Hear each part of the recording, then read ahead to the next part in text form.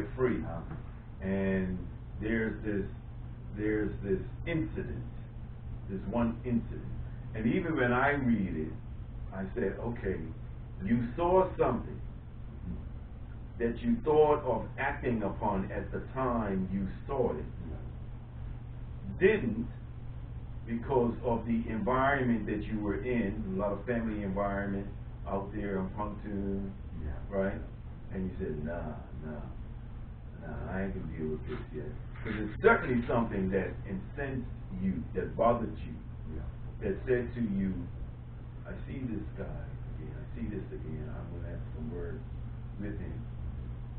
And when I was reading that and saying, man, from the time that it occurred to the time that action was taken, I said, at what time did Tub think of the consequences? Yeah.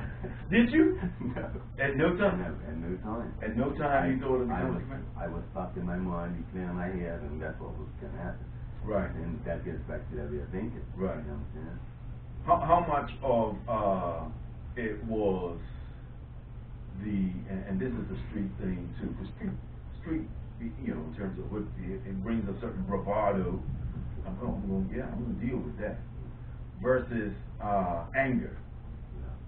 How much of it was more of your anger versus your need to deal with that issue in the punishing way that you felt you needed to?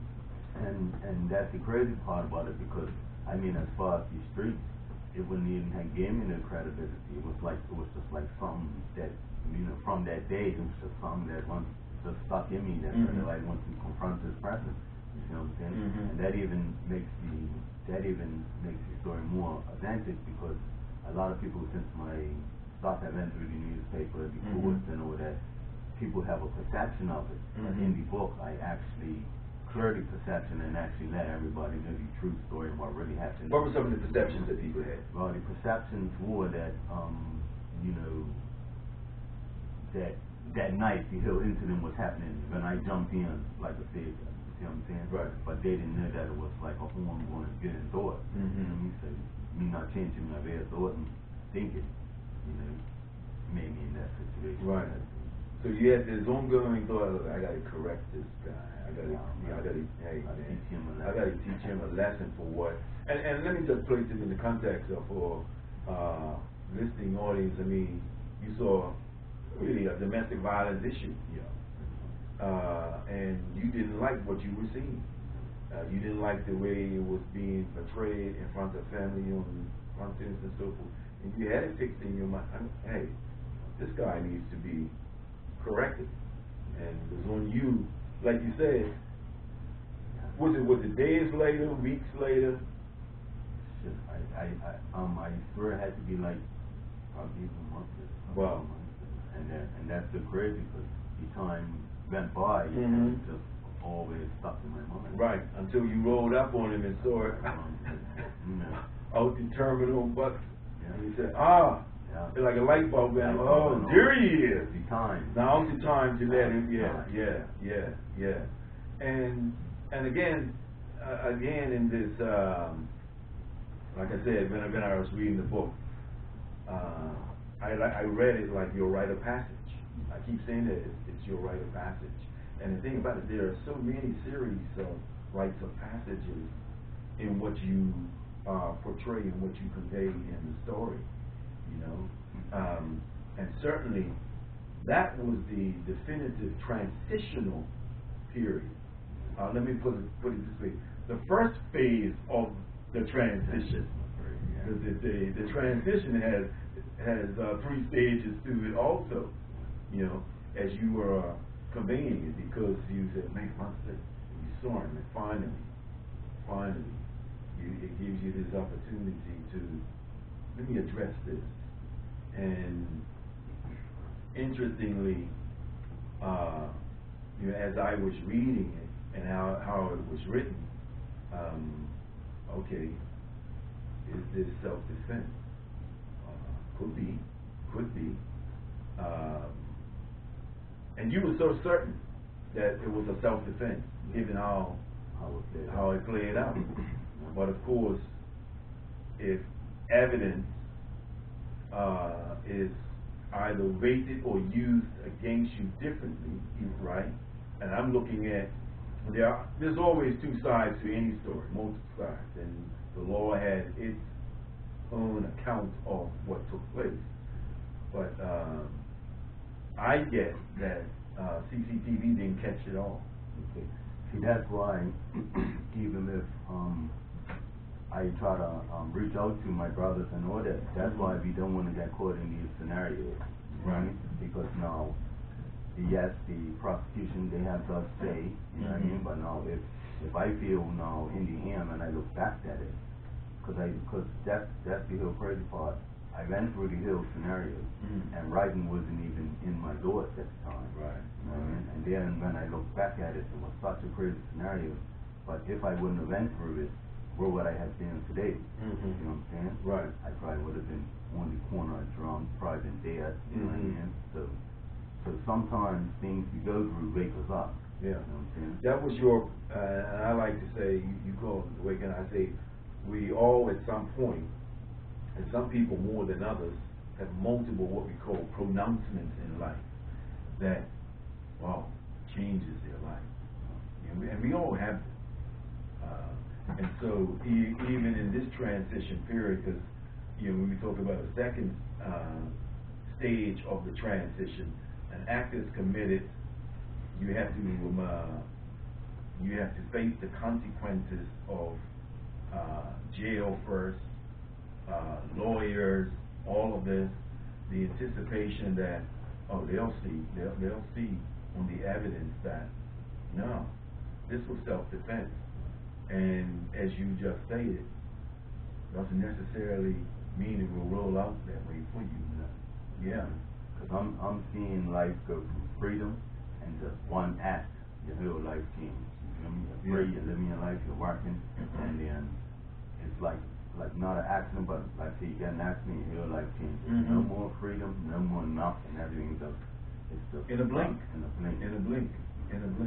And as we go through this next transition, I mean, you are conveying and sharing that freedom. Here's this young, vibrant young man, free, looking to enjoy life without. And then it stops, and you're in jail, incarcerated, and then having to go through another rite of passage of getting your life back. Getting your life back mentally. Yeah, not getting crazy. Yeah, and you vividly lay out a lot of your mental struggles of the things that you think about, the things that you I was smiling and amusing myself when you were saying, look at the cats outside, and what you listen to, the things you learn in that solitude space, it's just you, the birds, and the behaviors, and as you were vividly describing those behaviors of the cats mating, the birds mating, the birds flying, the cats scattering, I say, man, you were synonymously capturing you on the outside, because that's what it was well done. Yeah, because it was like, to me, it was like the shock of life. Everything was taken away from me, and then I'm seeing freedom out this window and seeing vision like to just walk on the grass. It was so crazy. Yeah. So to go do that is just like, wow. And also, you capture also vividly the multiplicity of emotions, obviously. Not just going through trials and all of that, but good lawyers, bad lawyers, what lawyers say, what you think versus what they think, sentiments of family, Right. Share with us, what were your thoughts in terms of observing what family was going through as they were watching this all unfold in our community? What were your thoughts of that?